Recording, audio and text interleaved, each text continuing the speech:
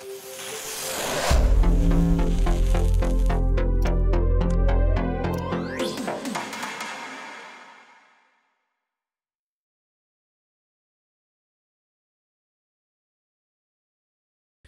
šiandien studijoje comebackas, grįžtam su podcastu po kiek laiko, po kokio gero pusmečio, galbūt metų.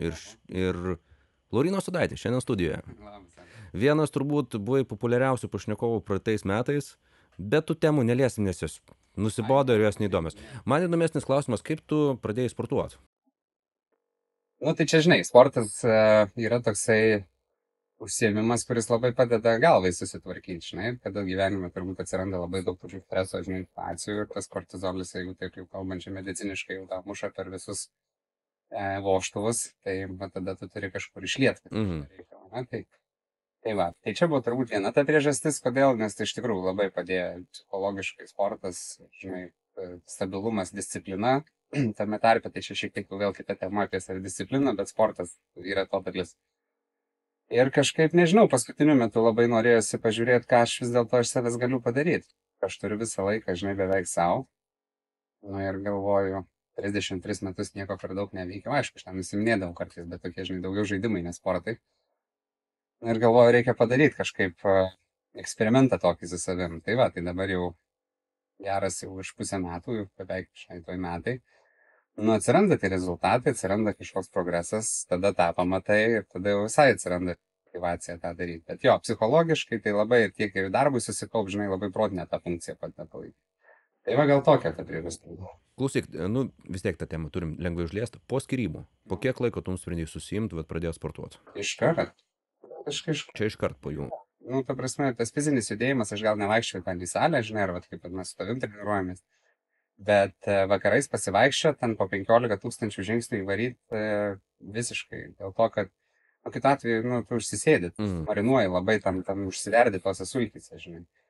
Tai iškart kažkaip šitą labai stipriai pajutau, kad reikalingas tas judėjimas galvai pravedinti. Tai čia manau, kad pirmas vaistas yra tiems, kurie irgi, va, žinai, atsiduria kažkokioj tokioj gal psichologiniai duobėj. Nu, taip, ir aš įsivaizduoju, kad, nu, tos skyrybos yra labai dažna tema, tarkim, Lietuvoje, šiaip imant. Ir dažnesnė negu vedybos, man atrodo.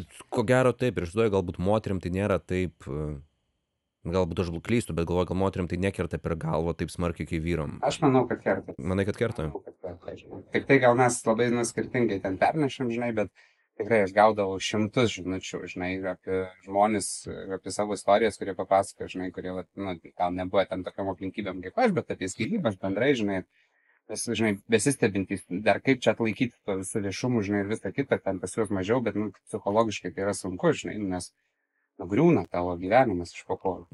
Tai manau, kad, žinok, moterim tikrai nėra kažkaip lengviau, mes gal skirtingai kažkas reikalus, bet tikrai nemanau, kad ten yra kažkaip lengviau. Gerai, nu pradžioj tu pasivaikščiojimai, dar kažkas, gal dviratis koks, kad nusprendai, kad reikia sporto salėj susiimt, nuvesti riebalą, priaugt raumens, kada tas akimirka atėjo? Metas jau taip stipriai, ten jau vasaros pradžioj, pernai metais, aš nuo to, kiek svėriau sausį, aš nuėčiau 16 kg. Bet jau aš buvau pradėjęs iki to dalyko tą daryti, nu taip pat, kai dasidėjo stresas, žinai, visi. Buvo nevalgymai turbūt, ne? Nevalgymai, bet žinai, nu tau tiesiog visas tas srautas galvoj, tau sudegina tas kalorijas, tau fiziškai pradėti nereikia. Ir kažkaip vasarą, paskui aš pamenu, gal birželį ar liepą draugas ten rekomendavo tokį trenerį, kuris irgi ten sporto fizicistas. Balansui, žinai, mobilumui, nu tai va, tai pradėjau vaikščioti į maniežą pas jį. Kažkaip toks, žinai, tai nejau, vėl ten atsirado tokių momentų, kai kitur reikėjo šiek tiek laiką padėti. Ir paskui kažkaip nusprendžiau, kad, žinai, reikia varyti į salę ir tie patys pratimai ten praktiškai, žinai, pasikeitė šiek tiek treneris. Tai va, ir, nu, va, paskui tave dar atradau, žinai. Tai aš golfą dar žaidžiu šiek tiek, tai ten irgi daug labai. Klausyk, apkalbant apie sporto salę, kaip atrodo tavo sporto savaitė? Nu, kokie 3 kartai tai yra, žinai, tai, nu, skirtingos raumenų grupės, ten, nežinau, tarkim, kojos pečiai, paskui ten rankos krūtinė, žinai, ar ten krūtinė tricas, žinai, pečiai picas, nu, va, kojos atskirai ten vieną dieną, žinai, presas kiekvieną kartą, nu, tai va taip ir atrodo. Tai aš dabar, žinai, turiu ten savo tą grafiką su sūnum, turiu susidėjęs, kad aš vaikštau, va, su tavim, žinai, pasportuojam, kažkada dar golfas išeina tai salėj, nu, 3 kartai per savaitę tai tikrai.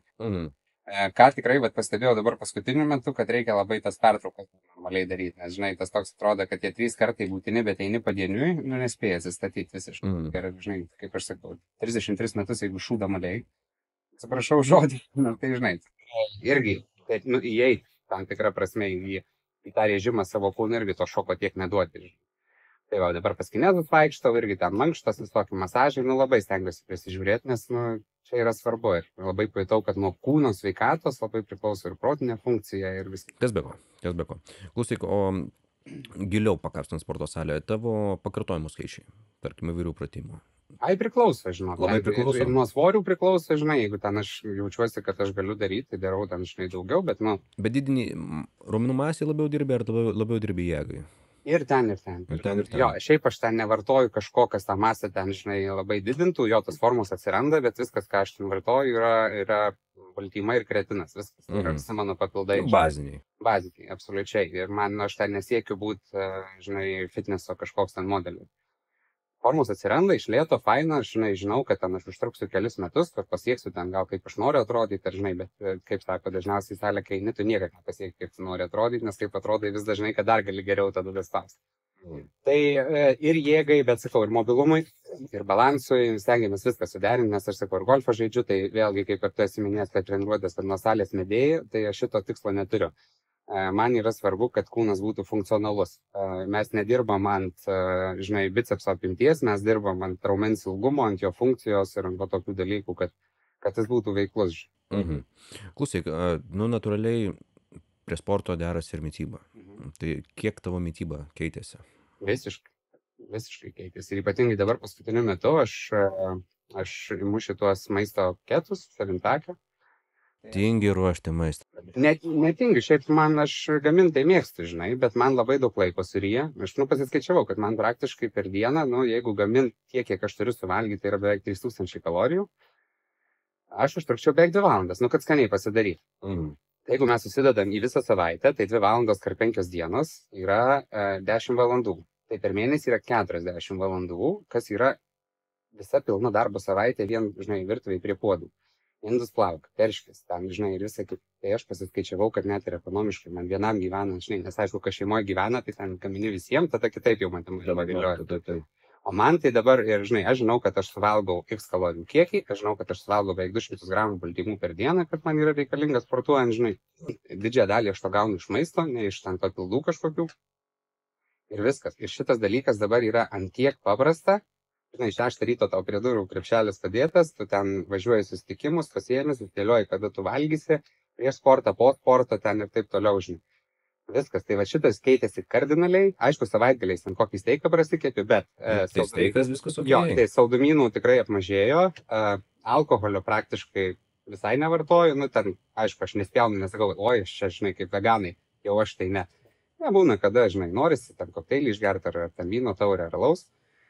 Bet taip, kad jau ten kreivintum, tai tikrai nėra. Tai va šito labai apmažinta, žinai, ten kavos, va dabar jau pradėjau, nes labai jaučiu, kad toks atsiranda pagirios nuo kavos rytais, žinai, jeigu per daug pergeri ten dieną, žinai, susitikimų kokį 6 visuose kavos.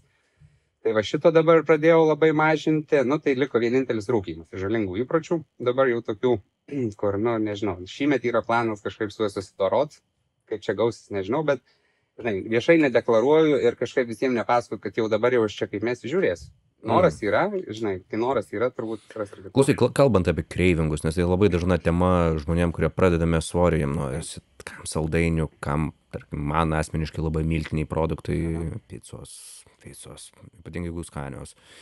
Ar pas tai yra kam nors kreivingai tokie? Ar būna kartais? Būna kartais tokie, kad užeina, kad jau labai norisi, bet man tai būna juokingos tos situacijos tokios, kad aš pradedu ko nors kreivint, atidarau voltą kokį, žinai, užsisakau tą pizzą, praeina 10 minučių ir aš galvoju, kad aš nenoriu jo. Va tokie, bet čia labai, turbūt veikia, žinai, daugiau psichologija, negu kad tu tikrai jau ten alkanas esi. Ir aišku, iš kartais tai tikrai, aš ten duonos irgi fanatas esu, žinai, ir visokių tokių virtuvių, ten makaronų ar picų lygiai taip pat. Bet kažkaip dienos eigoje, kada darbo dienos ir valgau normaliai, kada neatsiranda tavo alkis, kada tu valgai ten 5 kartus per dieną, tada tu turi normaliai kalorijų ir tavo organizmo energijos užtenka, tai to kažkaip ir nesinori per daug. savaitgalį, aišku, tu tarpus jau ilgini, ten vėliau keliesi, jau tavo tas biški režimas pabėga. Nu, va, tai tada va tokie... Ir kada į vakarą? Tai dažniausiai. Dažniausiai Ir tada vakarą, to, tas žinai, pats. ten šiek tiek nusikalė dar kažkas ten po visos savaitės, tai dažnai kokį Netflixą įsijungi, nu, tai norisi biški tokį. Jeigu užsisukinėjai pizzą, iš kur dažniausiai užsukinėjai? Ir kokia mėgstamiausia? Aš iš užupio pizzerijos nemažai užsisakinėjau, man skaniausia turbūt yra su mortadela ir pistacija. Tokia, bet, žinai, šiaip tai aš nesu kažko nemėgėjęs, man su saliamio picos labai skanu, mėsos turi būti daug, žinai. Aš karts nuo karto pats užsukinėjau paskutiniu metu ypatingai. Nu, nežinau, kodėl pas mane kažkokie sentimentai jaunystėje turbūt atsirado, ir ką, čili pizzerijos, čili pizza. Gali būti, aš seniai... Neatsimeni tokios? Ne, tai faktas, čia pačias pirmas pizzas, žinai, gal kai kurie jaunesnės kartos atstovai, žinai, tavo podcast'ą, kurie žiūri, va tokių dalykų. Jie turbūt net nežino, kas ta čili pizzerija. Taip, ir aš dar kažkaip kalbėjom, kad neatsimenu dabar su kuo, čia šią savaitę kaip tik pataikiai temą. Aš puikiai pamenu, kada išvažiavom gyventi į Šiaulius, ir Šiauliuose buvo vienintelė Šiaulių bulvare Brodvėjaus pica. Ten kažkas tai kosminė, žinai, pica, čia iš vis. Tai ten, kur tėvai vedasi, tai kam, žinai, ten būdavo į McDonald'ą, tai mums ne, mums į pizzeriją reikėjo varyti. Šiauliuose ir nebuvo McDonald'o. Tuo metu ne, bet turiu omeny, kad, žinai, ten tokie momentai, tai jo, aš kažkaip gal iš užupio pizzerijos daugiau, bet priklauso, žinai, kur veža dar irgi būna, kur tu būni tuo momentu, žinai, tai ten namuose, aš ant paubį gyvenu, tai ten aplinkui daug ten yra. Aš tarp žmonių tiesiog esu girdėjęs, kad senamiestė atsidarė kažkokia nauja pizzerija, Duo, man atrodo, kažkaip tai vadinasi. Nesidomėjau, bet čia žinai, kas buvo įdomu. Visi jie gyrė ir vat kai gyrėme, tiesiog ir norisi suvalgyti pamanyti, bet reikia pakentėti, kai suvalgyti. Čia dažnai būna, taip aš irgi metus laiko, žinai, tai į miestą vaikščiojimų tokių mažiau būdavo, nes tikrai ten kaupėsi visai kitus reikalus. Ir paskui čia, žinai, kažkurio tai momentu atsimenu, žiūrėjau, čia paras atidarė, čia restoranas, čia ir tų vietų. Nu, kažkaip gyvėja, žinai, tie dalykai. Bet iš tikrųjų, kas smagu, kad Vilniui labai daug randasi vietų, net tokių mažyčių, kurios kokybiškai daro maistą. Nėra tokių, žinai, sakau, užeigėlių, kad bilia itališkas maistas, bet tu nueini ir ten, žinai, šitas lietinis blynas su ten sūriu, žinai, toks gaunasi ne pica. Tai dabar labai faina, kad žmonės ir pakeliauja, pamato, kažkokio atsiveža išskirtinių virtuvių, net regioninių kai kurių šalių. Tai tas yra jėga, žinai. Tai daug dievė jiems seksis, aš visiems sakau, kad kas eina į restoranų biznį, žinau, koks tai yra sunkus. Iš kur žinai? Aš esu dirbęs šiek tiek su Horeca, su tiekimu dar savo ten ankstyvoj karjeroj, žinai. Ir tekę susidurti apskritai, žinai. Aš jau tavęs pradėjau įsivaizduoti su šefo kostiumu, galvoju, gal. Daug kas čia taip sako, žinai, Laurinai, oi, tu čia taip skaniai gamini, žinai, tau reikia restoranas daryti. Aš sakau, žinau, kas tai yra verslas, tai nėra jau aistra maistui tiek, kiek mes čia įsivaizduojam, ir aš manau, kad man ilgainiui nužudytų meilę maistui visiškai. Užsiėmimas tokio reikalo. Gal kažkada, kai aš jau būsiu, žinai, senesnis, ir galbūt ten jau bus pasyvios pajamos sudėliotos, kad man visiškai bus neįdomu, kiek tas restoranas pajamų neša, tik tai iš idėjos, kad turėti gerą maistą ir gerą ten vyną, žinai, atsidaryti kokius, nežinau, 10 staliukų mažytį restoraną, kur bus galima... Itališko vietinio stiliaus. Nu, sakykime, ar itališko, ar apskritai, nu, ten, pietų europietiško stiliaus tokio, kur kažkoks skirtingas maistas kiekvieną dieną, nenuobodu, tokia kūryba atsiranda tada iš... Nu, tai va, tai gal tokia mintis kažkada, kai jau man bus biškai daugiau metų ir, žinai, nebus tokio tempo, koks yra dabar. Klausyk, tu paminėjai Šiaulius, tu Šiauliuose gyvenai? Aha, mes... Aš galvoju, kad tu šakietis. Jo, aš kilęs nuo Šakių esu, bet man kai buvo 14 metų, aš į 7 klasę išvažiavau, nes taip tėvų karjerą susiklostė. Nu, ir išvarėm į Šiaulius. Tai įdomus ten metai buvo, beveik 10 metų nugyventa. Ir, žinai, tokie mes su broliu du vaikai iš Šakių atvažiavo į Šiaulius. Tai buvo labai įdomus periodas, ten tas adaptacinis toksai, žinai. Kaip jis atrodė tas adaptacinis periodas? Toks, žinai, daug tokių iššūkių turėjom kaip vaikai, nes tas suvalkietiškas akcentas, kažkas čia iš kažkur atvažiavė, iš kažkokio kaimo, žinai, į Šiaulius. Šiauliai irgi turi savo specifinį akcentą. Turi, bet... Tai tu į ten atvažiavai ir dar iš mažesnio miesto, žinai, iš Vilniaus gal būtum atvažiavęs, gal kitaip būtų žiūrėję. Tai turėjom ką veikti, iš tikrųjų užsitarnautą vietą po saulę.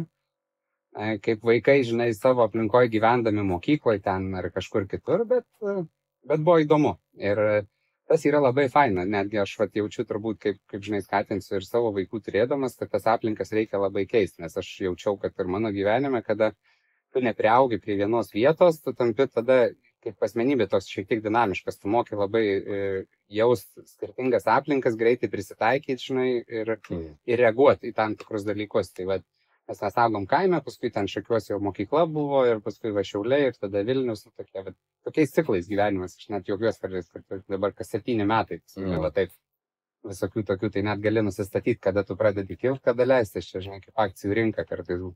Tai klausyk, Šiauliuose ir baigi mokyklą. Šiauliuose baigime. Ką prisiminė apie mokyklą? Gerai prisimenu, visokių tų patirčių ten, taip sakyt, buvo, ten, kad mokslai man būtų nesisekę labai, tai ganėtinai sekėsi, šiaip jo, aš kai norėjau, aš labai gerai mokiausi, bet buvo tokių gal, kur mokytojai nelabai patikdavo, tai su tais dalykais aš šiek tiek turėjau komplikuotesnį santykį, bet Šiauliuose aš baigiau tarptautinio bakalaureato programą, tai 11-12 klasė ir anglų kalba, čia tokia vidurinė. Mes turėjom ten australą ekonomikos mokytoją, turėjom švedą matematikos mokytoją, kanadietį biologijos mokytoją. Kokia čia mokykla? Diždvario gimnazija. Diždvario gimnazija. Jo, tai jau dabar ta programa jau šiaip daug mokyklų, kur yra. Tuo metu, kai aš baigiau 2009, tai ten, man atrodo, Diždvaris buvo tik 3 mokykla, kurie Lietuvoje turėjo. Aš turėjau Vilniaus licėjus, man atrodo, Kauną jėzuitai, jeigu aš neklystu, ir Diždvarį, žinai. Tai mes buvom iš vis 3 karta mokyklai, kai ta programa atsirado.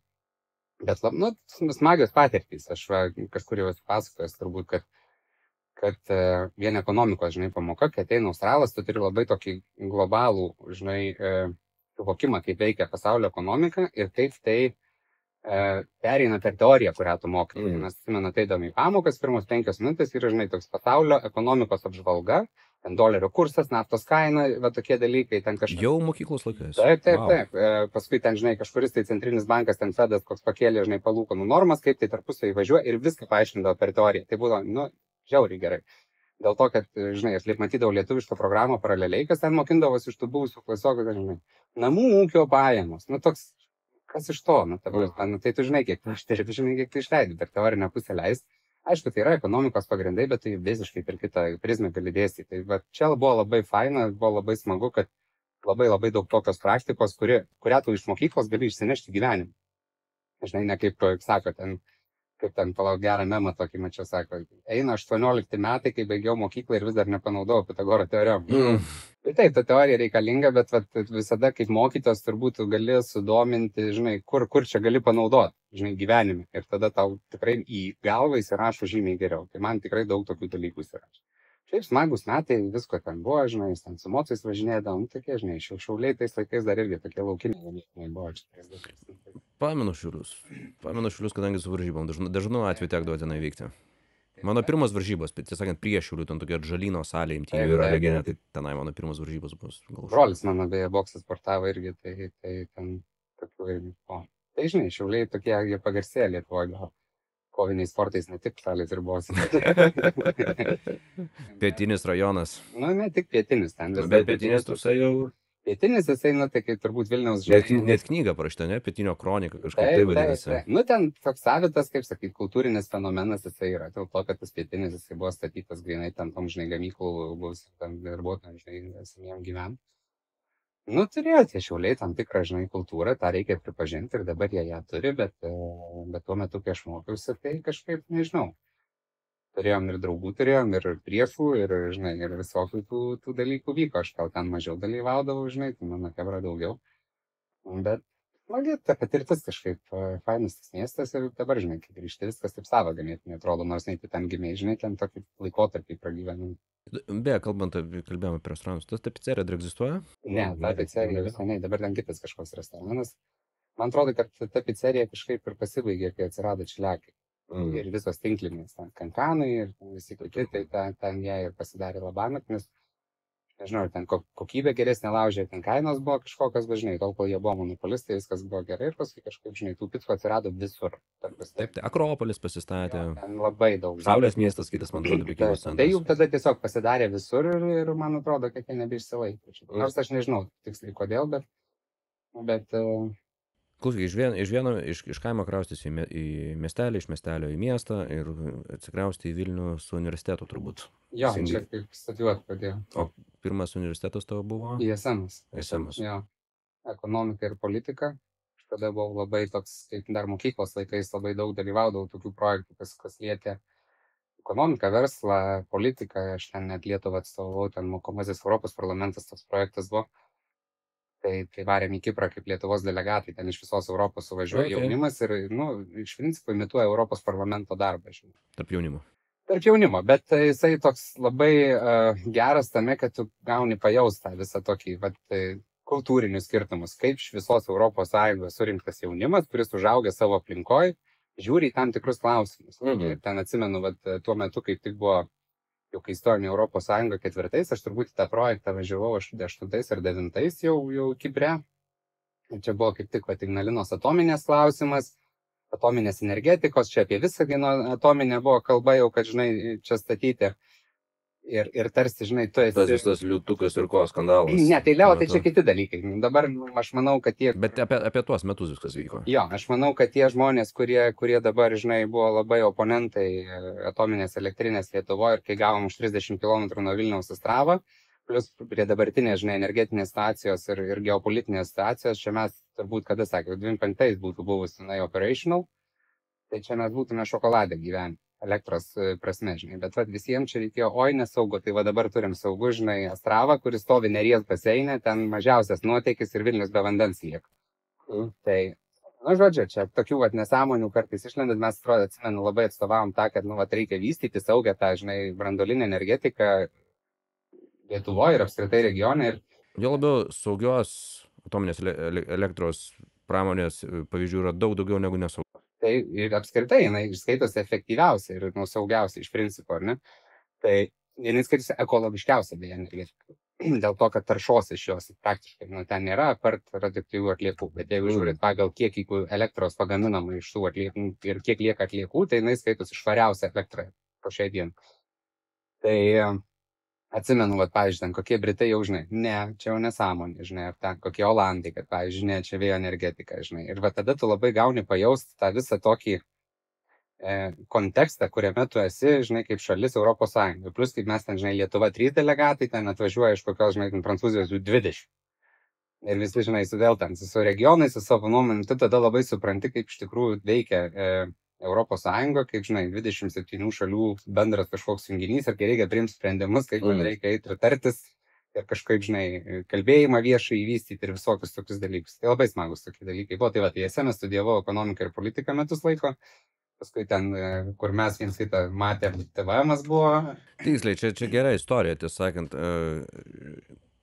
Kažkaip aš, kai buvo visas tas skandalas tavo su Breva, neminėkim to vardo, kaip Voldemorto neminė ten per Harry Potterį. Bet tegu būna. Mes visi suprantam, apie ką kalba. Ir V raidės irgi. Žodžiu, aš kai buvo visas skandalas, aš taip kažkaip, natūraliai tavo profilį atsidaryti. Kažkaip visi šneka, žiūrėjau, following. Žiūrėjau, tu mane seki galvoju. Kodėl šitas vyrukas seka mane? Ir tu atėjęs pirmą kartą treniruotę pasakė, kad buvom kursiokai. Gal ne tie kursiokai, kiek tas pačias paskaitas gal turėjom. Tai aš tave atsimenu, toks būdavai naglas jaunuolis, 3 vaikščiodavot. Ne tiek naglas, agresyviai naglas, bet toks visą laiką mėsdavai irgi kaip ir aš, šiaip dėstam užmetinėt, bet tokį per šypseną, per bairį atsimenu. Bet dažnu atveju jie buvo to vertė. Taip, aš nieko nesakau, bet aš iš to tave atsimenu. Ypatingai dėrybų dėstytoja, pameni? Nusišnekė, jo dėrybų dėstymas, aš nežinau, ar paprastas Kalvarijų turgaus darbuotojas geriau nepapasakotų apie dėrybas. Greičiausiai viena iš tų priežasčių, kodėl, sakykime, ten mano gyvenime pasikeitė 3 temų. Gerai, žinai, nes aš kaip ir mokykloje, taip aš nesugebėjau persilaužti, man ten, kur būdavo neįdomu, aš tiesiog galvodavau, kad aš paistau savo laiką. Aš kai atvažiavau, aš pradėjau iš karto dirbti, nes ten per tokį kursiokį esame kažkaip susipažinom, buvo ten tokių bendrų profesinių tam tikrų temų ir pasikvietė pas savo tėvą į kompaniją dirbčiau. Aš tada įsilaikiau draudimo brokerio licenciją, draudimo priežiūros komisijoje, kur dabar Lietuvos banke tai kvalifikacija, ir finansinė kvalifikacija, žinai. Tai įsilaikiau tą ir kažkaip mes tada dirbom daug su aviacija, su laivyba, tokių rimtų fainų, žinai, ir su perdraudimu. Tai draudimo kompanijos buvo mūsų klientai, talpinti didelės rizikas, ten, pavyzdžiui, Londone, žinai, ten Šveicarijai. Ir tada aš atsimenu, dėl to su ISM mes turėjom tą konfliktą, kad, ne konfliktą ten tokį, žinai, tiesiog užsiskyrė mūsų požiūrį. Aš ten dirbau ir ten atsimeni būdavo gal kokie 2-3 procentų pažymė lankomumas. Būtent atsimenu. Ir sakau, kokia čia logika, žinai, tai čia nevertinat jokių mano pasiekimų. Čia tas vaikščiojimas į paskaitas, Ir dar kai ateini, žinai, tu ten susimokė, aš neatsimenu, kiek ten, 13. Tai kainavo daug. Ta prasme, SEMas kainavo daugiau, TVMas kainavo biški pigiau. per pusę gal net pigiau, sakyčiau. Aš man atrodo, SEMai pirmais metais tėvai ten apie 13 000 mokėjo už metus. TVMas gal 8 000. Kažkas ten 7-8 gal buvo jo. Ir aš sakau, žinai, turėtų viskas būti anglų kalba. Tai buvo tikrai fainų dėstytojų, kurie man labai patiko ir su kuriais tikrai mes ten rasdavom bendrą kalbą. Ir buvo tokių, kur, žinai, angliškai nelabai šneka, ką jau kalbėti apie, žinai, tą dėstomą dalyką. Aš suprantu, kad gal profas to, žinai, akademinio savo tos krypties, bet kaip tu išdėstai, čia yra tavo darbas. Šaudė, European Community. Ne visi, žinai, yra fluent speakeriai, aš suprantu, bet iš kitos pusės tai aš moku pinigus ir aš noriu gauti paslaugą, ne? Universitetas teikia paslaugą, tą mokymo, ne, akademinį. Ir atsimenu, tada kažkaip mes nelabai su dekanė ir ten prodekanė sutarėm, jis sako, tai čia tavo vienos pretenzijos, nes aš plus atėjau už bakalaureato, žinai, aš tikrai turėjau aukštą mokymo standartą, žinai, per kurį perėjau, aš atsimenu, ateidavau į matematikos paskaitas ir aš turėjau tą mokslinį skaičiuotuvą, žinai, tekstas instrumentas, iš mokyklos dar likus, kodėstui galiu aš šitą naudoti, tai taip juokėsi jau, žinai, iš bakalaureato, jo, naudok. Ten visi tas parabolės skaičiuoja, žinai, aš jau praėjęs tą kursą, aš ten skaičiuoklę susivedu, man ten viską išmeta, aš parašau tą atsakymą. Ir tada visų pasipiktinimas, tai kaip čia Laurynas gali šitą, sakyti, jūs nusipirkite, jūs naudokite. Tai jeigu žmogus moka susiskaičiuoti su skaičiuoklę, susidėti žinai dalykus, kam jam reikia zubrintas ten visokias formulės ir ten kažkaip. Tai vad būdavo tokių fainų, bet būdavo ir nelabai, plus aš dirbau ir tada atsimenu, man pasakė tokią frazę, sako, jeigu tu pas mus universitete mokydamasis dar turi laiko dirbti, tai čia pas mus taip nevažiuoja. O taip tau pasakė. Ir aš kažkaip tada galvoju, ir po Vilnių važiuoju. SEMas. Nebūtinai, tai daug pasikeitė dalykų, ten gal ir nuo žmogaus priklausė, žinai. Plus, aišku, ten buvo dieninės studijos, tai niekas ten nepratė, kad tie studentai eina dirbti, žinai, bet aš ir nedirbau. Aš dirbau tikrai įdomų darbą, kuris susijęs su ten tikrai nemažai su mano studijom. Kalbasi jaunas žmogus, reikalingi finansai, tai tu turi dirbti. Ir tu žinai, tai tobulėjai natūraliai, ten mes neuždirbdavom tikrai ten kažkokio kosmoso. Bet man būdavo įdomu tą darbą dirbti dėl to, kad ten tikrai labai daug pasiemi, žinai. Ir va, taip kažkaip susiklosti, tai paskui keitėsi, žinai, standartis, kai paėsėmo, žinai, čia reikia tą, žinai, dramblį kambarį, paskui TVMas nemažai kam būna. Iš tiesų labai dažnas atvejis buvo, net ir mūsų tais laikais. Tai ypatingai tais laikais, atsimenu. Ten irgi tu pats pameni, kokių ten būdavo reikalų. Ir paskui, man atrodo, trečias VGTU buvo, irgi finansų inžinerija, bet ten irgi tokių būdavo, kad naini paskaitas, žinai, sudėstytojų pasišnekė. Tai visa pagarba tikrai tom visom mokymo įstaigom, aš suprantu, kad čia tiesiog yra sistema ir kaip tie kreditai dėliojasi. Bet kai moki pinigus ir naini, žinai, pas tos dėstytojus, aš suprantu, tam pas anglų kalbos padėstytą nuėjau. Ir mes, kada, žinai, pabaigiau bakalaureatą, tikrai anglų kalba buvo fluent. Mes mokėmės anglų literatūrą, mes mąstyt buvom angliškai išmokti. Aš nueinu į tas paskaitas ir mes su ten pasišnekam 15 minučių apie anglų kalbą kaip dalyką. Ir jinai po paskaitos sako, žiūrėk, Lauryt, tu nebei, neerzintų savo kursiokų, aš po 10 prašau. Čia TVM tas buvo VGTU? Ne, čia VGTU. Tai tas viskas. Bet sakant, TVM aš turėjau panašų atvejį, aš, man atrodo, pradėjau treniruoti kaip tik tuo metu ir grupė atsiduriu, man atrodo, 4 valandą ir 3 valandą kažką tai tokio ir, pradėjau į anglų nebevaikščioti automatiškai, nes pradėjau treniruoti. Ir nejau, paskui ten susikeičiau, ir ten atsiskaitimai. Oi, vaikutį, bet tu praleidai pusmetį, egzaminai labai sunkus. Gerai, duokit. Kadangi tu tiek neėjai, tai tik 8 galiu prašyti. Gerai. Tai viskas tvarkoja, žinai, ir čia.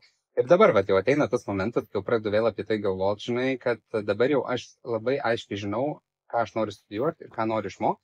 Aš šiaip laisvalaikį pradėjau Coursera's tam tikrus kursus, žinai, eiti, ten pavyzdžiui, nežinau, dabar ten tokį turiu, žinai, London School of Economics, tam tikros srities, nes vienas iš verslo projektų turėtų metų gale dabar atsirasti tam tikras sritim, man paprasčiausiai reikia techninių žinių apie tą verslą, žinai, šaką. Ir viskas, tu pasidarai, tu turi tarp 2 valandas per dieną, arba gali įsimėtyti 4 valandas per savaitę, tu pasiskiri laiką, kad tu tą darai. Ir tu net gauni sertifikatą, kad tu praėjęs, kad esi tą kursą, žinai, kuris nieko tau nekainuoja. Ir viskas, nes dabar aš aiškiai žinau, kokių ten man reikia tam tikrų, žinai, kvalifikacijų ar tam tikros teorijos užpildyti tas mano žinių spragas. Yra kitos literatūros. Dabar informacija yra prieinama, čia net Maskas kažkaip tai yra sukritikavęs, kad būtent tą, žinai, visą college sistemą, žinai, kad dabar info yra prieinama. Tu iš tikrųjų gali per pusę metų įsivažiuoti į bet kokią sritį, kokią tu nori, jeigu tik pakankamai skirsi laiko, nes medžiagos yra pilna. Tai aišku, dėstytojai padeda tau galbūt įsisavinti, bet tai jų tada vaidmuo jau yra visai kitas, jie tokie jau mentoriai tau daugiau būna, nelydėti per tą kelionę, žiūrėk, atkreipk dėmesį į tai, nes jis turi daugiau patirties.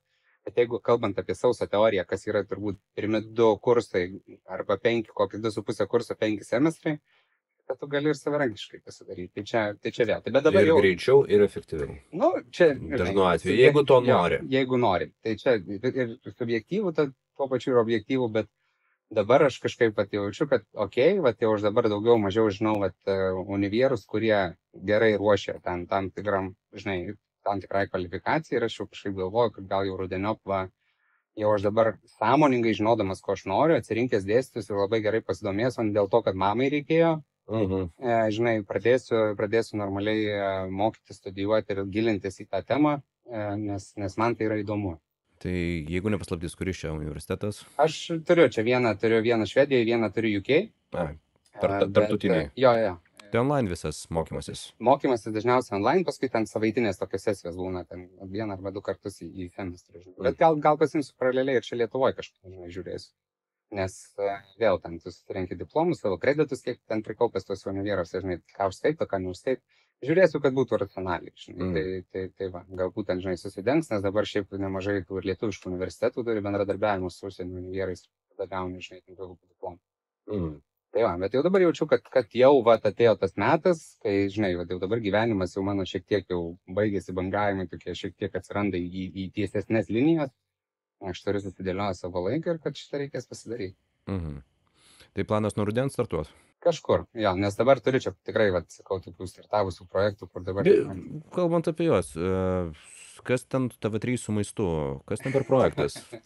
Ten yra maisto kelias, vasaros projektas, ten berods savaitinė laida, visą vasarą bus, jinai yra apie keliavimą po Lietuvą, pažinimą šiek tiek kultūros, kaip sakau, nuo Zarasų ten iki Šakių ir iki Skuodo, ragavimo maisto, patyrimas vietinių veiklų. Bet vietinių restoranų ar vietinių virtuvių labiau? Manau, kad daugiau bus vietiniai restoranai, žinai, ten, ką gali pamatyti, bet nebejoju, kad bus nemažai ir vietinės virtuvės, tokių tradicinių to regiono patiekalų.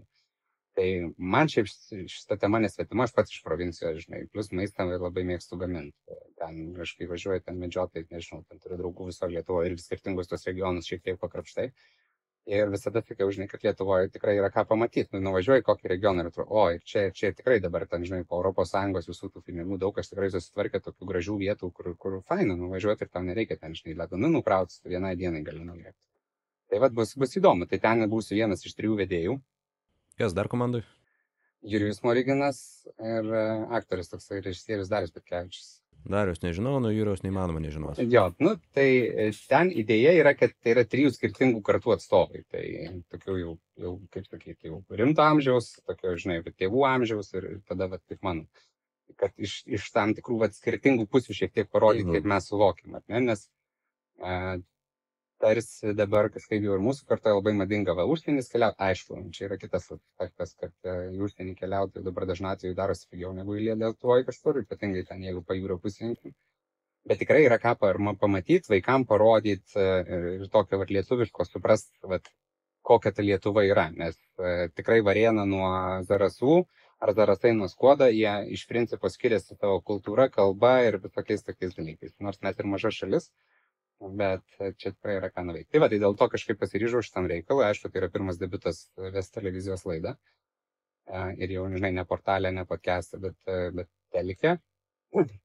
Bet aš kažkaip su tokia filosofija gyvenime, ir ypatingai jinai paaštrėjo paskutiniais metais, aš visada labai mėgstu pasitikrinti, kaip ir sportą sakiau, ar galiu.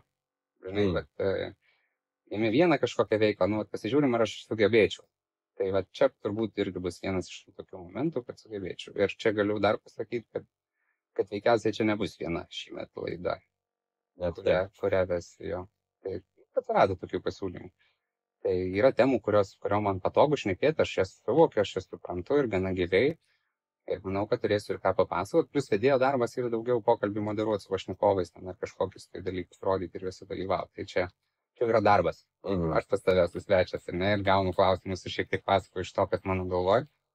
Vedėjo darbas yra, žinai, Ypatingai profesionalaus televizijos vedėjo Taip, darbas. taip. Aišku, ten viskas yra scripted, viskas yra iš anksto suplanuota. Tuo tarpu, kaip pas mus yra tiesiog paprastas gyvas pokalbis. Taip, bet Susitinkam du vis draugai viena ir tai yra pasišnekam. darbas, ten jau tu turi padaryti tikrai tą vaizdą, kurį žiūrovas matys ekrane, įdomų ir tu negali padaryti, šiandien pavargęs, nu, va čia kažkas, ne, žinai, Ne, kas be ko, kas be ko. čia jau yra darbas ir aš irgi, va, sakau, viską, ką darau, labai nemėgstu daryti pusę užpakalio.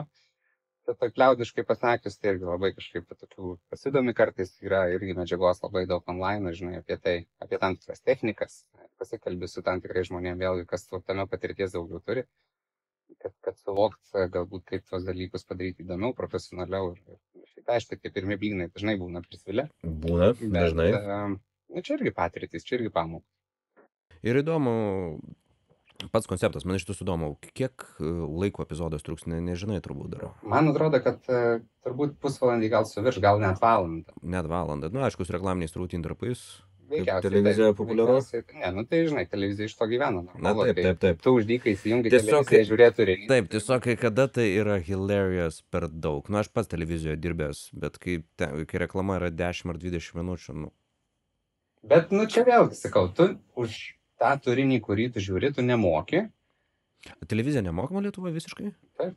Aš galvoju, kad yra kažkiek mokesčiai mėnesiniai jau dabar. Ne, mokesčių nėra, jeigu tu turi tą skaitmeninę anteną pasistatęs, tai tu pagrindinius kanalus gaudai nemoki. Okay.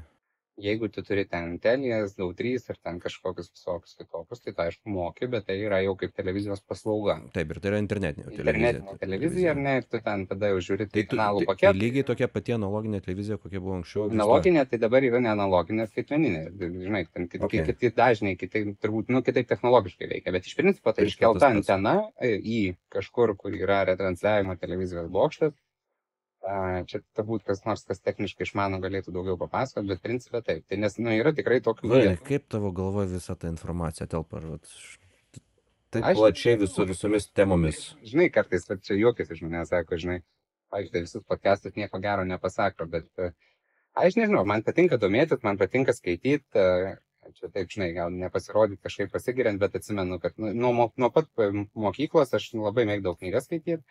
Ir iš manęs kartais taip, čia gal nepasijuokdavo, bet tėvams taip užmesdavo mano pradinių klasių mokytoją, kad sakydavo, kartais kai paklausė, tai net nežinau kaip atsakyti, nes aš turėjau ten enciklopedijų, dar dabar kaime sodyboje yra ten visa ta kolekcija mano vaikystės knygų.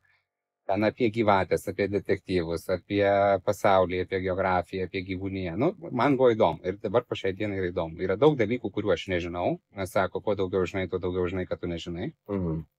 Bet, nu, tam tikri aspektai, kažkaip jie galvos. Ok, geras. Tai klausyk, dar iš tokių naujesnių tavo projektų mačiau, ar ne keptuvės tu pradėjai pardavinėti? Tai mes turim ten, sakykime, viena iš tų ten verslo krypčių yra komercija, tai ten tam tikri dalykai, kuriuos pardavinėjame. Ten yra elektroninė parduotuvė skirta namam, tai ten štai baldai, visi namų apyvokos dalykai ir taip toliau. Tai vystam tokį vieną iš tokių projektų. Tai jo, nu, keptuvės, kaip aš sakau, aš mėgstu gaminti, man patinka, aš medžioju, tai va, kaip pasakoju apie Joe Roganą, ne, tai irgi dažnai savo turinį ten elnienos dešrelės kepa, žinai, tai va, aš mėgstu irgi va, tą visą procesą nuo sumedžiojimo, kaip tą mėsą pasiruošti, susitvarkyti, pasidaryti taip, kad tu ją iki pat stalo, tu žinotum, kad ją pasidarai labai kokybiškai, jinai yra ekologiška ir tu tikrai kokybiškai valgai. Tai nėra taip, tai būna, kad ten... Bet klausyk, ne pats dešrelės darai, kažkur nuveži. Jeigu tai yra pieniškos dešrelės, ten kažkokios, tai ten reikalauja jau tam tikrų agregatų. Tai tu tada veži į kažkokius cechus, kur tu žinai, kad padarys kokybiškai iš tavo paties mėsos. Čia yra pirmas dalykas, nes dažnai būna, kad ten viskai vieną, žinai, ir tu ten pieniškos dešrelės, tu ką tu žinai, kad ten valgai. Aš net žmonėm, bet kai patarinėjau, žinai, ten, pirkau faršas, ko niekad, nu, kaip sakyti, aišku, visi čia turi technologinius standartus, bet nepirkit faršų, nusipirkit mėsos gabalą ir paprašykit, kad sumautų prie jūsų. Nes jūs žinosit, ką jūs nusipirkot, ką, žinai, kaip jis atrodo, nes dažnai faršuose būna tai, kas negerai atrodo kaip vienas gabalas. Tai va, tai vežu į cechus, bet aš visada stengiuosi ir su technologais pasišnekėti apie tai, ką jie deda, ko nededa, ten kokių salietrų paprašyti nedėti, ar ten, žinai, visokių tokių chemijų. Nes aš ką parsivežu, tada dedu į šaldiklį ir čia yra mano atsakomybė, kiek jinai stovės ir aš žinau, kiek jinai gali stovėti ant vakuumo. Bet jo, tai vežam į cechus, šiaip dešrelės, jeigu ten šviežia, žarnoji, tai aš turiu visą aparatūrą sodyboje ir pats darau, ir Pats darai ir dešreles? Wow. Ir su Hebra esam patys įrūkinę ir tikrai šitos dalykus išmanau ir moku daryti. Tai čia nėra nieko sudėtingo. Ar tai ilgai trunka? Trunka, va tą norėjau sakyti, kad tai vis dėlto trunka. Jeigu tu nori kokybiškai padaryti tą mėsą, tai jinai turi ten pastovėti su malta, nusivarvėti, tokių, žinai, dalykų, kur tu gerai sumaišyti turi. Norint skaniai pasidaryti, tikrai trunka. Bet vėlgi, jeigu nori skaniai valgyti, tai toks yra, žinai, procesas. Jeigu tu nori valgyti iš parduotuvės, tai nuveži į cechą, žinai, pasidarai. Bet vėlgi tai visai kita mėsa, kur gyvūnas bėgioja, laksto, pagauna. Jeigu taip žiūrint, žinai, iš tos jau grinai maisto technologinės pusės, tai vat kodėl skiriasi žvėriena nuo užaugintos mėsos. Užaugintas žvėris valgo tai, ką jam duoda. Žvėris valgo tai, ko jam reikia. Jisai visada visą gyvenimą praleidęs stres-free aplinkoje, miške, laukuose ir saugęs natūraliom sąlygom. Na, vilkai vienintelė stres. Bet čia, žinai, tai, bet jeigu mes lyginam su tuo, kiek ten kokią karvę ir kiaulę, žinai, savo gardę ten, tai aišku, dabar mėsinius jau galvijus tikrai augina jau pagal jau tas technologijas, kur jau ganosi ganyklose ir tikrai jau ten kokybiška lietuviška jautiena yra ten mėsinė superinė. Ne karviena, pabrėžiu, jautiena, ne? Nes yra pieninė ir mėsinė. Tai pas mus dar kol kas neišskirtos tos kategorijos, kad jeigu perki normalią mėsinę jautieną, tai tikrai jau lietuviškai yra gera. Bet ten kiaulės garduose, kur auga, tikrai niekas laukuose kiaulių negano ir ten kaip šernai negyvena. Tai ten šiek tiek kitaip. Plus sakau, kad maistas iš gamtos, ar ne, ir visi kiti dalykai, kurie tas žvėris, jisai iki pat to momento, kai jis yra sumedžiojamas, jisai gyvena natūralioj savo aplinkoje, su natūraliais savo priešais, natūraliais maistais ir taip toliau ir panašiai. Tai vat šitas tikrai yra didžiulis skirtumas ir jisai jaučiasi, nes reikia pripažinti, kad gyvulių mėsai auginime neretai hormonai dalyvauja papildomi. Kombikormai tie patys. Tai kombikormas jisai nėra gal blogiausias dalykas. Nėra blogiausias dalykas, nes ten vėlgi ten daro iš tam tikrų, žinai, ten maistinių medžiagų, tai mes dabar, kai valgom mane ten savo proteinų miltelius, tai čia irgi yra kombikormas, tam tikra prasme. Bet jeigu mes kalbam apie antibiotikus, jeigu mes kalbam apie hormonus, viskas sėda į mėsą. Ir tada, tu jų prisivalgai, todėl, ten nutukimai visokie. Tai jeigu tu, žinai, valgai ten tą kiaulę ar vištą, kuri, žinai, ant hormonų yra užauginta, tai tie hormonai sėda ir pas tave paskui į organizmą. Klausyk, Laurinai, sumedžiojus stirną, tarkim, kaip pavyzdys, ar tu suvalgai visą naudingą jos mėsos dalį? Realiai taip. Ir kepenys. Aš kadangi esu suvalkietis, tai man apskritai mėtyt nėra kraujyje, bet aš labai gerbiu tą žvėrį ir tą, ką gamta duoda. Tai dažniausiai kepenys, taip, aš paštetą gaminu, net Instagram'e kažkur receptas dar yra žvėrienos, tai čia kas atvažiuoja paskui, žinai, tu kai savo rankom padarai ir padarai skaniai, žmonėm net tie, kurie kepenų ten nevalgo ir nelabai mėgsta, tai padarai, kad net to kepenų poskonio tiek nesijaučia, ten su konjaku, su ten razinom, su visokiais tokiais dalykais. Bet tada visi, Lauryno paštetas. Taip užtrunka laiko, bet vėlgi, tu pats valgai, žinai, tavo svečiai ir tu gali pasimėgauti šių gerų gastronominių produktų. Tai tikrai visa, aš net kaulus, kada nusikaulinu, ten Hebra man, mes laukčia šunim, ten dar kažką. Aš atsimenu, parsiveždavau ir dabar yra, žinai, krosnelė, yra didžiulis puodas, aš nusivertu tos kaulus, pasidarau sultinį, žinai, nes, tai, žinai, čia yra natūralus produktas. Tu taip ir ten į butelius susišaldai, bet paskui gamini. Tai aš esu tokiu požiūriu žmogus, kad tikrai, aišku, kailių kanopų ir visų kitų dalykų nevalgai, plus reikia valgyti neįmanoma. Reikia pripažinti, arba tarkim, jeigu ten medžiojant, žinai, pataikai biškinį į tą vietą ir ten kažkur, žinai, per vidurius, tai ten tos kepenys ir visa kita, ten jau paskui jos apsineša dalykais, kurių tiesiog negali fiziškai valgyti. Tai tas dalis tu išmėti. Ar ten šunim atiduodi, žinai, aš visą laiką irgi net nuvirtus tos kaulus, aš neišmesdavau, atsimenu, ieškodavau žmonių, kas augina šunis, tai net pats nuveždavau, kad dar šunį suvalgyti. Tai kažkaip aš labai gerbiu tą, ką duoda gamta, žinai, ir ką tu pasiėmė, ir čia pagarba ir tam žvėriui yra, kad tu sunaudotum visas tas dalis. Kiti kažkaip kitaip, jiem ten užtenka nugarinės, ten kitas dalis išdalina kažko, jų reikalas, ta prasme, bet aš tai mėgėjas, kad, žinai, susitvarkyti taip, kad suvalgyti tą, ką tu pasiėmė. Koks didžiausias gyvūnas, kurį esi sumedžiojęs? Greičiausia bus elnias arba elnias. Elnias briedžio dar nesu sumedžiojęs, yra buvus galimybė. Bet dėja pašykštėjo dievai, kaip sakant. Vėjas papūtė. Ne tai, kad vėjas, bet žinok, medžioklė yra labai dinamiškas dalykas ir tarsi kartais atrodo, va, tas žvėris šalia stovi ir tau ten 100 kartų tą darai veiksmą, žinai, žūvio, bet va, nesigauna tuo momentu, nes tai susijaudinai, tai kažkas tai pasisuko, tai pakrypo. Ir tikrai nėra taip, kai visi čia sako, atsistoji iš 2 metrų čia pyliai, sakau, nuvažiuojam, kada aš tau duosiu pirmą prieik per tuos 2 metrus ir tada pabandyk pilt, o tu pamatysi, ką tai reiškia. Tai, tai elnes esu sumedžiojęs, šiaip čia, nu, ką žinau, čia gal pacifistų nelabai žiūrės tavo podcastą. Ne, jeigu žiūrės, man jie neįdomus. Tai esu sumedžiojęs prieš kokius 3 turbūt metus aukso medalį elnio trofėją. Tai jau čia, kaip aš sakau, yra žmonių, kurie miršta, tokių net nematė. Tai tikrai pasisekė, buvo tokias ganėtinai įdomi medžioklė, tokie 2 parų.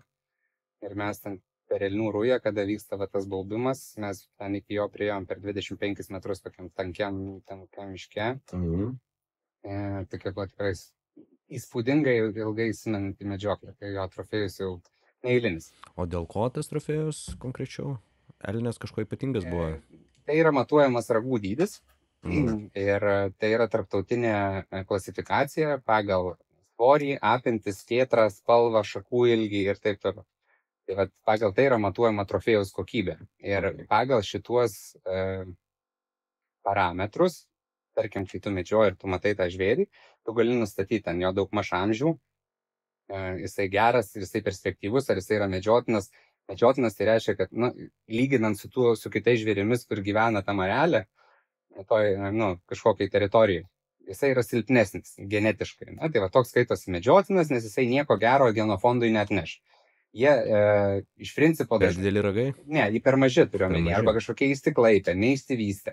Tai dažnai va, tie ragai fiziologiškai pažvėrį byloja, kad, pavyzdžiui, gali būti kažkokie organų sutrikimai, ne, ten dar kažkokie dalykai. Tai dėl to šitie skaitosi medžiotini pirmiausiai, tam, kad besidauginant tos rūšies žvėrys tam toj teritorijoje, kad liktų veislė, sakykime.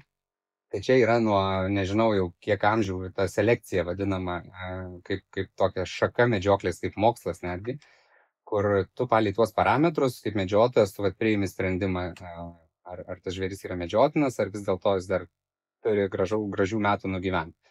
Nes vis tiek tu medžiosi, ne? Tai visada atsirinki tą dalyką. Ir to žmonės, kurie medžioklės visiškai nesupranta, nesuvokia, ypatingai moteromis tokius supermamą turim, kurios, oi, kaip taip galima gyvūnėlį. Ne, medžiotojai daro labai labai svarbų darbą. Čia 2 aspektai, gal, žinai, Alfredai, pasakysiu taip.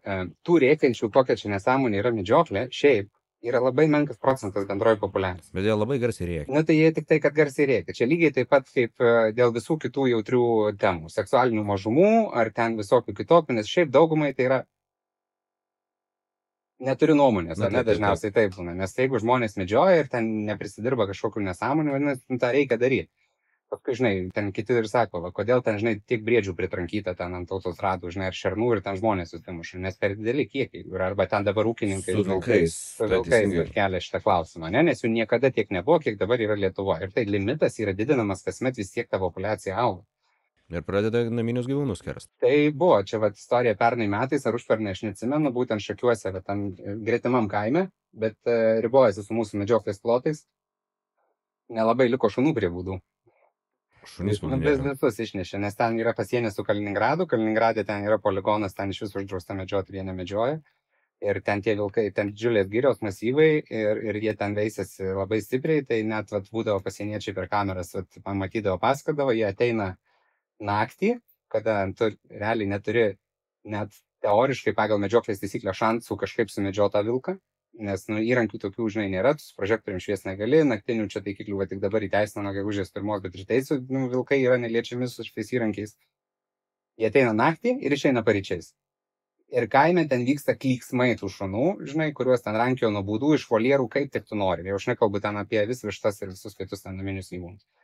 Tai, reikia suvokti, kad ta populiacija, mes irgi gyvūnai esam kaip žmonės, ne, ir sako, gamta visų namai, taip, tame tarpe ir mūsų, ne, tai jeigu yra urbanizuotas teritorijos, kažkaip, žinai, tas irgi patogumas turi būti, ir jeigu tu naktį, ar ten vakare išeisi į kiemą ir tu, žinai, akistatoj su vilku, tai kas tai medžiotojai kalti, žinai, nes, jau vilkai pradėjo, jau į kiemus pradėjo, taip, ir jie eis, nes dėl to, kad šuo vilkui yra iš principo delikatesas, ir lengviausiai sumedžiojamas grobis, nes jis nuo tos grandinės niekur nedings. Ypatingai tie naminukai. Nu, nes jis nuo tos grandinės niekur nepabėgs. Tavo medžioklės plotas yra 4 kvadratai, žinai, tas grandinės spindulys. Viskas. Tai va čia reikia suvokti. Jo, tai tos populiacijos tikrai didėja ir, va, kaip sako, oi, čia medžiotojai viską čia iššaudė, žinai. Jeigu mes stebėtume statistiškai objektyvumą į šitą temą. Net po sovietmečių, žodžiu, medžioklė buvo tokia kaip ūkio dalis. Ten visa mėsa sumedžiota, važiuodavo į Maskvą ir ten, žinai, ten buvo mėsos produkcija iš miško. Dabar medžioklė yra populiacijos reguliavimas, tai yra selekcija, tai yra, turi visiškai kitą paskirtį, ne, valstybė. Ir jeigu pasižiūrėtume, tai kiek dabar gyvena Lietuvoje laukinių žvėrių, niekada tiek negyvena.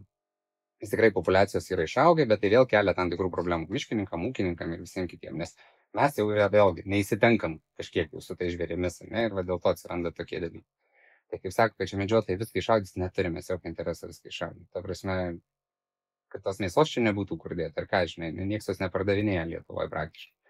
Tai ne, nu, va, tas yra tas reikimas iš to, kad, nu, gyvūno gaila gal, ne, ten, bet, nu, tai, o tų vištų negaila, kurių ten tūkstančiais per konvejerį, nu, žinai, žemyn galvom per peilius pravažiuoja kiekvieną dieną. Ar tų kiaulių, ar tų karvių, čia tų negaila, čia su tom viskas okei, ne, yra. Žmonės kažkaip, nežinau, minkštai pasidarė kai Ne, bet, o jo, čia yra visiškai kita tema, apie tą minkštumą, žinai, ir kaip sako, čia ta gera frazė turbūt esi girdėjęs, ne, kur sako, kaip čia, blogi laikai augina kietus žmonės, kieti žmonės padaro lengvus laikus, lengvi laikai augina, žinai, minkštus žmonės, o minkšti žmonės padaro blogus laikus. Ir mes dėja esame tame laike, kai žmonės yra, nežinau, kada jie buvo minkštesni. Jo, su tuo sutinku. Ir čia toks, žinai, jautrumas visur tarsi ta visuomenė. Mes esame medžiotojai, mes praeinam tikrai stiprius kursus ir paruošimą, kaip tą daryti. Mes visi valdom ginklą, mokam tą daryti ir nieks ten nevažiuoja į mišką pleškint, kad bilė mėsos reiktų. Nes tos mėsos dažnas medžiotojas tikrai pasidalina dar ir su giminėm ir kaimynais, nes tiek, kiek dabar, sakykime, reikia sumedžioti tam, kad ten ūkininkai, nes reikia suvokti dar vieną dalyką, kad jeigu medžiotojai nemedžioja ir, pavyzdžiui, šernų, ir tie šernai nusiaubė ten laukus kokius, o ne? Medžiotojai gauna baudas. Medžiotojai turi kompensuoti ūkininkam žalą. Ir tada tu vat ir turi tą turėti technologinį supratimą, tam tikrą, kiek tų žvėrių yra sveika populiacija miške, tai nereiškia viską išmedžioti, kad ten nei centą tiem ūkininkam nemokėti. Ne, tai yra natūralus ten nuėdimas kažkiek, ne, bet jeigu tų šernų pasidaro per daug, tiesiog nusiaub. Tai va čia vėlgi, ne, kaip yra susiję tas visas santykis medžiotojų, ūkininko, paprasto žmogaus ir taip toliau gamtoje. Žinai, medžioklė, sakau, visiems kažkaip atrodo, kad čia kaip kažkuriais tai laikais, kad čia eina hebra pagerti ir, žinai, šautus pasikabinę ant to. Ne, visiškai yra pasikeitęs tas dalykas. Ir dabar vat smagu, kad jau šiek tiek ateidinėja žmonės tą logiką, net ir tie patys gamtininkai, kurie čia reikia prieš medžiotus. Nu taip, reikalingi medžiotojai, ne, nu tai jie reikalingi. Tik tai, kad vėlgi, tokių, žinai, mes turim tai yra tas žudimo momentas. Nu taip, jisai yra, nu tu niekur nedings. Ir jisai kai kam kelia neigiamas emocijas, kas yra suprantam. Bet aš visada sakau, nu neišmanot jūs tos temos, nu tai nekomentuokit. Arba tada jau pasigilinkit, bet čia yra rizika, kad jūs tada pradėsit suprasti, pakeisit nuomonę. Ja, bet jinai buvo per amžinuosius tą medžioklę ir jinai manau, kad bus, nes nu, kito atveju mes kaip irgi rūšis neįsiteksim visi, tiesiog. Ir tada, žinai, bet prasidės miestuose ten stirnų daužymą ant kelio ir vis jau dabar vyksta ten, ne, jau Vilniuje čia va kur nors. Čia buvo prie Šimašiaus, kada jisai nusprendė, kad pats geriausias, hipsteriškiausias dalykas, ką galima padaryti, tai nepjaut žolės. Atsiminė ir kaip briedis iššoko palakur. Santariškėse? Santariškėse. Bet tai yra buvę čia ir važiuojant Baltupiuose, kad stirnos iššoka ir Gariūnuose ten šernų bandą nunešė, žinai. Bet taip, jeigu nemedžioja, pirmą, tai žvėris nejaučia rizikos, antrą jų kaip populiacija ir tada eina į organizuotas zonas. O kai jų populiacija jau per didelė ir jie nemedžiojami, trūksta plotų, jie pradeda eiti, nu pažiūrėk, Juodkrantė, ten kiekvienais metais ten tas pievas išneša, ten krokus, ten tuos ir visai. Briedžiai, ne? Ne, šernai. Šernai? Jo, nu tai yra tokie momentai, reikia suvokti, kad nu, mes turim visi įsitekti, tam yra reikalai, plus mes esam plėšrūnai, mėsaėdžiai ir tai yra nemaža dalis ir valgio. Klausyk, nu jeigu tą temą liečiam, sumedžioji tu, tarkim, elnę, taip, kiek kilogramų mėsos būna jame? Skerdienos turbūt kokia 5 kilogramų. Tai kiek laiko trunka tau, jeigu grinai vieną norėtum, nu jeigu taip aišku, nedarai gyvenime, bet jeigu norėtum vieną gyvūną suvalgyti, nuo kiek tu Nu, tai laiko skirtingus įvalgytum? dalykus darai ten, žinai, tai iš kažko pasidarai ten rūkytos dešros, iš kažko pasidarai faršo, iš kažko pasidarai ten nugarinę kepimui, ne, ten iš kažkokį kepsinį, žinai, guliašą. Tai klausyk, pas elnią lygiai taip pat kaip pas jautieną, nugarinė ir kokia išpila Pas visus yra... kanopinius žvėris. Ai, lygiai tas Jos pats. stirna pas elnią tik dydis skiriasi. Briedis tas pats, ten Danielius, vėlgi elniniai žvėrys. Tai yra kaip tas. Ir minkštumai analogiškai. Ne, minkštumas ne. Žvėriena yra labai liesa mėsa. Žvėris gamtoje, jis neturi iš kur riebalo prisiauginti. Šernas Ne, aš kalbu, kad nu, esmė tame, kad pas elnę išpjau bus jo minkščiausia dalis. Tai taip, čia kaip ir pas jautį, Jautiena. tik tai, kad pas jautį jinai bus riebesnė, nes jisai mėsai auginamas, jis atitinkamai šeriamas yra. Ypatingai jeigu vagyjų koks. Tame tarpe. Bet žvėriena yra liesesnė, tai tas minkštumas subjektyvu, bet visą žvėrieną iš principo reikia brandinti. Kaip ir jautieną brandinti. Nes jeigu, kaip sako, oi, gavau šviežios čia stirnienos, šitoj padarysi, nežinau, kad bus guma. Dėl to, kad tai yra liesa mėsa, jinai visiškai užaugus ant kitokio pašaro ir ją reikia brandinti ir visą mėsą iš Būtinai sausuoju būdu. Nebūtinai, bet sausas būdas jisai daug labiau išryškina tos mėsos skonį ir Faktas. tai yra, tai nu, visai vyksta kiti cheminiai procesai, sakykime, ne, tai daug skaniau. Man yra sausai brandinta mėsa. Kitiem gal kitaip, žinai, bet... Didelės brandinimo mašinos tik reikia turėti. Nebūtinai, žinau, aš net esu tokių atradęs hackų, kur ten po gabaliuką galiu šaldytuvą pasibrandinti. Nes taip. Nu, tiesiog ten imi tokį, žodžiu, ten kepimo formą, ant groto, pačioje druska, įvynioji plėją, padarai oro skylės iš šaldytuvo apačią, tai tada tokia gaunasi, žinai, ten gal nėra visiškai taip profesionaliai, kad jau ten drėgmė į X procentą ir temperatūra į X laipsnį, bet efektą išgauni panašų ir tau nereikia ten statyti brandyklos už ten 3000 eurų.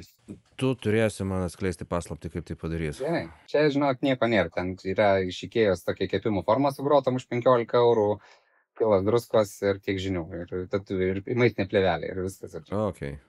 Jo, tai čia toks, nu, atrandi, va, tu tokiu eksperimentuoji randi, nes aš galvoju, kaip nu čia sukurti tą visą terpę, kad jinai tilptų šaldytuvą, nes aišku, yra, kas tą paslaugą irgi daro, ten kartais mes dažnai ten vežam kokią elnę nuveži, ten, nežinau, 100 eurų gal kainuoja, subrandinimas ten 2 savaitės, žinai. Čia už 50 kg. Ne, čia, nu, jau skabos, žinai, visas čielas, visas.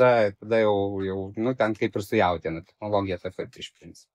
Jeigu jau ten labai tingi terštis, nes, nu, taip, visą elnę subrandinti yra reikalų. Bet nebrandinta mėsa, jinai man net nelabai skaniai yra. Na, jautiena dar. Bet irgi, žinok, Alfredai, va aš... Bet jautiena, bent jau aš imu šviežią jautieną ir mano brandinimas tas gaunasi tiesiog į vakuumą uždaro ir šaldytuvę palikau 2 savaitės. Visai skaniai gaunasi. Tai čia nėra tame nieko blogo, bet vėlgi skirtumą, jeigu keptum šlapio brandinimą ar sauso brandinimą mėsą, nu jauti. Faktas. Tai dėl to, žinai, tų elnių irgi čia nepersiveži po 3 savaitės, žinai, kad jau ten nebespėtum ten kišti į tą šaldytuvą. Bet jau kai turi kokybišką mėsą, tu žinai, kad jisai yra sušautas gerai, kur ten ta mėsa, žinai, tikrai jau neužšaldyta. Bet klausyk, su tavo brandinimo būdu, tai tik tai šviežia galima ar ir šaldytą tu gali taip brandinti? Jau žinai, kai sušaldai, šaltis labai drėgmę ištraukia iš mėsos. Šiaip jeigu šaldant, tai čia irgi nežinau, ar pasižiūrės, kam aktualu, bet patarimas visada šaldyti visą maistą vakuumuoti. Jisai tada neištraukia šaltis iš jo drėgmės, negauna santykio su oru ir žymiai ilgiau laikosi. Išlaiko tiek maistinės, tiek skoninės savybės daug ilgiau. Tai visada į vakuumo maišelį, vakuumatorių ir tik tada šalti. Tai čia tiek mėsai, tiek daržovėm, tiek grybam, tiek kams nori. Nes iš principo šaltis jisai ištraukia drėgmę iš produkto, tame tarp ištraukia ir maistinės medžiagas ir skonį. Na va, ir padarėm tau iš tiesų testą prieš tavo laidą TV3. Tai jau man tas testas buvo padarytas, gal žinai, nežinotų žmonės, kad nesuprantu, tai gal būtų nekvietę vesti. Jo, nu, bet čia ir yra visa ta medžioklė, jinai daug ten susideda iš tų dalykų, jeigu dar šiek tiek palies tą temą. Ten ir kinologija, aš esu ten ir 6 šunis ar 7 auginęs ten mokyklos laikais, žinai, laikęs, nes nu, man buvo įdomu, ten, žinai, paukštiniai laikos, ten skirtingo medžioklių rūšim. Tai ta pati selekcija, maistas, ne, ten maisto technologija, kaip įeina, ten tą žvėrį, kaip reikia susekti. Taip atrodo, kad čia nuėjai kažkur vaikšto. Reikia suvokti, kad žvėries sensorika yra 1000 kartų jautresnė negu žmogaus. Ir jeigu tu žvėrį pamatei, nu tai jeigu tu gerai užsimaskavęs ten kažkur ir tas nesimato, bet šiaip jeigu, žinai, kur nors nuėjai pavėjui, tai tave užuodė iš tiek, kad tu dar nematei netoli vyje. Tai va čia tas yra labai svarbu, kaip apgaut, apeit, nu ne tai, kad apgaut, pergudraut, ne, va iš principo. Tai labai daug tokių momentų, kad, aišku, ten, žinai, tokių iš mašinos važiuojant pamatė, pykš, žinai, ten tokių nesąmonų, bet Bet čia retesnis atvejis. ne, nu, būna šitų retesnių, žinai. Aš negaliu kalbėti už visus. Aš pats nelabai mėgstu, kai žmonės pasako, kad jie visi kaip jis. Arba, žinai, nu, nėra taip. Ir ne jis kaip jie visi, ne jie visi kaip jis. Nu, visi čia individualiai, žinai. Ir Klausyk, kalbant apie medžioklę, Roganas, beje, nu, žinai, Džo, mes apie išnekėjom porą žodžių prieš podcastą, medžiojo lankų. Lietuvoje yra šitos medžioklės, neleidžia pas mus. Klausimas šitas iškeltas prieš kokius 4 metus. Ir va čia tie, žinai, kaip pasako, oi, čia dabar naktiniai taikikliai, tai jūs pasimkit jie ir medžiokit. Jo, tai čia visi prašė, kad lanku leistų medžiot, bet jūs ir prieš tą reikia. Nes, na, čia kuo natūraliau, kad būtų. Nes šiaip džiauliais, nu, tai smogiamąją jėga, šiaip lankas prilygsta tam tikrų nemažų kalibrų šaunamiesiam ginklam, ilgavamžiam karabinam. Tik tiek, kad tu tą šūvį turi daryti iš arčiau, strėlė yra jautesnė ten vėjui, bet, tai žinai, tu va, prie to žvėries turi perslinkti, ar jo tykot kažkur, kur jo takas, daug daugiau išmanimo reikalauja. Amerikoje tas yra be galo paplitę, net Europoje daug kas medžioja su lanku, net Latvijai, man atrodo, ten kažkurios gyvūnus gali medžioti lanku, bet pas mus vis tiek turi būti kitaip ir mes kaip paskutiniai pagonys, tai va dabar vos ne paskutiniai, ar gal net paskutiniai pietų naktinių taikiklių, tai čia dabar žinai jau, kad visą Europą turime, mes čia vieninteliai pagonys dar vis neįsivėlė. Dėl naktinių taikiklių aš iš vis nesupratau šito momento. Nu, ypatingai iš mūsų Vogue, liberal, super partijos laisvės. Kiekviena moteriškė, kur yra toj partijoje, ar net vyrukas, kuris yra kiekvienas toj partijoje, nu taip jau prieš tą naktinius, taip. Ne kiekvienas, aš šiaip nemažai žmonių iš ten pažįstu. Gerai, ne kiekvienas 90% jie tą savaitę pasisakinėja. Tai reikia suprasti vieną dalyką, kad šita tema yra jautri jų rinkėjų. Ir jie privalo kalbėti, ką rinkėjas nori girdėti, net nebūtinai, jeigu tai yra jų nuomonė. Aš galėčiau čia, žinok, vardinti iš pavargimo žmonės. Iš kitos pusės tai yra gerokai tiksliau, aiškiau matyti tą gyvūną. Nėra nei vieno neigiamo aspekto tam reikia. Ko, nu, tai prasme, tai mes visur stengiamės kažkur panaudoti naujesnės technologijas kokybiškesniam kažkokiam dalykui. Ten statybas, ten, nežinau, automobilius ar netaršą ten, ką tu nori. Lygiai tas pats ir čia. Tai tai, kad antiek bandoma įpinti į kažkokius tokius subjektyvius argumentus, tokius ad ignorantiem. Žinai, kad aš šitą ignoruoju, čia man nesvarbu, kur pliusai, bet čia dabar jūs viską išskersit. Aš jiems visiems sakau, žiūrėkit, Helga, aš turiu ginklą, ane, ir jeigu man labai reikėtų išskerst, aš nuvažiuočiau ir išskerščiau. Ir su tuo pačiu paprastu šautuvu ir su tuo prožektoriu, kuriuos aš dabar legaliai galiu naudoti. Sako, brakonieriavimas prasidės. Brakonieriai seniai šitos įrankius turi ir visi medžiotojai tai žino. Dėl to, kad jiem nereikia eiti paraleliai su įstatymu ir taisyklėm. Jie medžioja. Yra. Šiaip yra. Tikrai yra. Ir šiaip daugiausiai brakonierių pagauna ne aplinkosauga, o patys medžiotojai. Nes, nu, tu pradedi jausti, kad tavo plotuose kažkas tai vyksta, kažkur randi kokį ten nukritusį žvėrį, neaišku ten ko, nes šiaip, žinai, tokie daugiau mažiau tą savo plotą pažįsti ir kontroliuoja, ir žinai, kas medžiojo, ką darė ir kur darė. Ir jau jeigu pradeda vykti keisti dalykai, tai tu jau žinai, kad reikia pasėdėti kažkur palaukti. Ir dažniausiai kimba, nes taip jau yra. Tai va čia sako, prasidės brakonieriavimas, brakonieriai jau naudoja šitos dalykus. Ir seniai naudoja. Ir ne tik naktinio matymo taikiklius, ir duslintuvus, ir termovizorinės optikas, ir dronus, ir jų neimit. Ta prasme, tie žmonės tą yra susipirkę, nes jie šiaip ar taip laužo įstatymą, tai jie laužo big time. Viskas. Čia, ta prasme, argumentas, kad prasidės, yra nesąmonė. O čia tiesiog taip, tu medžioji ir, žinai, tau reikia kuo tikslesnį šūvį padaryti. Tai sakau, tokių, vat, yra, kaip sakyt, sutraukti kažkokią tai visuomenės dalį, nori, kurie čia garsiai rėkia ir, žinai, aš tada jūs atstovausiu. Kaip Jonauskas, aš ten jį atsimenu nuo kažkada, žinai, buvo visiškai logiška, bet reikia atstovauti kažką, kas rėkia. Nu, kaip tu atstovauk? Aš sakau, tu nustebtum, aš čia kaip papasakočiau pavardėm, su kuo, žinai, nes šiaip iš politikos, ypatingai mano kartos, aš nemažai tų žmonių pažįstu, nes mes veikiam ir tose jaunimo visokiose politinėse angažuotose, žinai, organizacijose ir tiesiog maža ta Lietuva šiaip iš principo, net iš skirtingų regionų. Kiek yra klausimų, kurie pasisako kažkaip, nors taip negalvoja, nes tiesiog toks yra jų rinkėjai. Tai tikrai yra. Politikos slidumas. Ne, tai slidumas jisai yra visur, žinai, verslės slidumas, tu bandai, žinai, konkurentus apgudrauti, kažką padaryti. Bet taip yra, nu, nes jie gali, žinai, jiems iš principo, nu, koks skirtumas, jūs medžiotojai, tai jūs ir nuspręskit su kuo medžioti. Jums yra duoti limitai, kvotos, ne, kiek ten tam plote tu gali sumedžioti, ar licenzijos ant tų žvėrių, ar turi sumedžioti.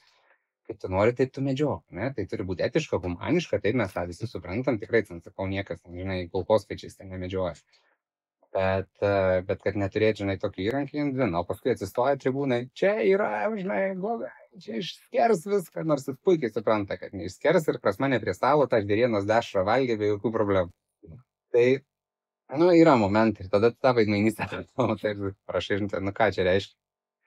Tyla, žinai. Tai va, tai taip veikia visuomenė. Tiesiog, kad, žinai, keli procentai garsiai rėkiančių bando sudaryti įvaizdį, tarsi jie čia atstovauja jau visą Lietuvą.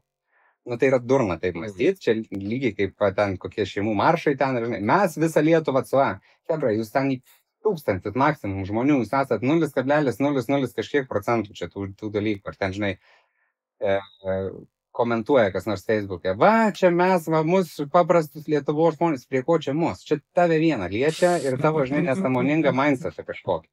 Kodėl tu kalbi už visus, kad čia tave bandai kažką sudaryti, ką už save negali pašnekėti. Tai pats sakyk, čia mano nuomonė, va, mane čia taip ir viskas. Mane, bet ne mus.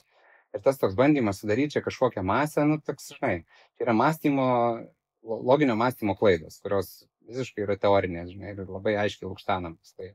Bet jie reikia, kartais spauda pasigauna, nes tai generuoja klikus ir, žinai, tai yra didžiulis darbas, nu, vėlgi tą įvaizdį taisyti, nes mes kažkada į tokį turėjom per tai, kad, nu, sovietmečių medžioklė buvo ne koks užsiėmimas. Na, ta prasme, darė jį žmonės, bet tai buvo toksai, žinai, tokį turėjo labai nomenklatūrinį, tokį žalingais įpročiais apipintą laiko leidimą miške. Slash darbą. Nu, tame tarpe taip, toks vos ne kaip ūkio dalis, nes buvo tie planai, kai tu turėjai eiti ir sumedžioti, nes reikėjo patiek mėsį. Tai va, įsiblėtėm apie medžioklę, čia biškai šitą temą, tai žinok, čia galėčiau šnekėti parom praktiškai. Bet apie ją ir įdomu pašnekėti. Jo, tai čia gal tas ir yra, sakau, aspektas, kad žmonės labai daug dar nėra susipažinę su tuo dalyku, žinai, nes, pavyzdžiui, va, įdomus aspektas. Suomiai tikrai medžiojanti tauta, tai yra šiauriečiai, mes šiauriečiai iš principo daugiau medžiojam. Suomijoje mokyklos programuose yra briedžio išdorojimo, žodžiu, vaikam eina ir rodo, pakabina briedį, ten, nu, tai gal ne nuo labai mažiukų, bet tikrai pasigūglinę rasit, Suomijos mokyklose pakabina briedį ir ypatingai tokiuose ten, gal ne Helsinki, bet kur yra, žinai, ten labiau į provincijas, nes tikrai ilga didelė šalis, žinai, ten Rovaniemi ir taip toliau. Jo, tai tenai mokyklose vaikai yra pažindinami, kaip, pavyzdžiui, išdorot briedį, kurios dalys ten valgomos, kurios ten, žinai, kaip tai vienaip valgomos, kitaip valgomos. Bet yra jų kultūros dalis, lygiai kaip taip pat kaip ir mūsų. Tai, žinai, Vilnius prasidėjo nuo žinai, sapno medžioklės metu apie geležinį vilką, jeigu legendam tikėsi, bet čia buvo per amžius amžinuosius. Tai va, ten net mokyklose ir niekas nesibaido ir dabar daug medžiotojų savo iniciatyvą, va, irgi varo į mokyklas, ten į pasaulio pažinimo pamokas, nešasi ten iškamšas, rodo, kas tai yra miško gyvūnai, nes reikia suvokti, kad mūsų amžiui, kai vaikai sulindė į tiktokus, jie vapščiai nesiorientuoja, atsiprašau, aš tariu su šio pasakymu, bet iš vis nesiorientuoja, žinai, kas tai yra gamta, kaip jinai veikia, kas tie žvėrys ir ten, žinai, matė paveiksliukuose galbūt, nes, nu, tikrai. Ir ne tik vaikai, didžioji dauguma žmonių, nu, nėra matę visų miško gyvūnų. Nu, sakykime, ne, o ten tu. Kas yra sutikęs, jeigu parašo žmogus komentarė, kas yra sutikęs su lūšį, kurių nėra daug, tiesą sakant, bet kas yra sutikęs. Tai gyvūnas jų daugėja, bet kartais būna, bet tikrai yra retas. Ir... Teko kada tau matyti? Ne kartą, įspūdingas tikrai gyvūnas, vilkas tame tarpe, keisti prasideda biologiniai procesai kūne, kai tu pamatai, nes tai yra irgi plėšrūnas. Žinai, mes žmonės gamtoje, kaip ten sakė, natūralių priešų neturim, dabar vieną kuriam dirbtinį intelektą patys savo, bet ten irgi yra plėšrūnai. Ir, žinai, tam tikrom aplinkybėm jie gali kažkaip tave pamatyti. Suvirpa širdis pamatyti. Jo, tai tikrai jos suvirpa ir toks, nu, įspūdingas vaizdas. Iš kiek kartį teko matyti lūšį? Prabėgo per medžioklę, pro mane, nu, tai per kokius 8 metrų gal. Jo, tai nu, nebaisiai toli, nebaisiai arti, bet įspūdingas tikrai gyvūnas, tokia katė, žinai, kur mes daugiau tie šuniniai, ten lapės, vilkai, šuniniai gyvūnai yra, žinai, katė, plus jinai medžiuose labai gerai moka slėptis, lipti į medžius ir ten tokių, vat, kartais būna reikalų, jeigu eini tai pamatai, žinai, Vat yra Žvėrinčius, berods ten link Telšių nuo Šiaulių važiuojant, kur tas lūšis augina, tai ir dar čia kelios vietos, tiesiog tam tokio miško tarsi apsupty. Ir tu net kur tos lūšys pakeli galvą, žiūri, akis tai pro kamieną, žinai, žiūrint. Tokie įdomus labai gyvūnai. Tai va, bet jų irgi jau daugėja dabar Lietuvoje, jau labai daug. Šiaip visos rūšys kažkaip klesti. Mes medžiotojų pagalba. Gerai, Laurinai, laikas prabėgo labai greitai. Labai greitai. Valandai. Ir ties to mes pokalbį baigsim. Antrą dalį reikės. Antrą dalį. Gal kažkada ties kovinių sportų po UTMO gal turnyro? Tai žiūrėsim, kaip pavyks, nes būsiu su sūnum tą dieną, tai va čia sudėtingai, bet šiaip neišmanau aš labai daug apie tą sportą, turbūt, kad galėčiau kažką kokybiškai papasakoti, žinai, žiūrovų. Tai... Pažiūrėsim, kaip bus po pusmečio. Tai su tavo pagalba tikiuosi, bet šiaip patinka, jisai savitas ir labai fainas. Ačiū tau, Laurinai, už tavo laiką ir gerų projektų. Ačiū tau labai, apčiuopiu.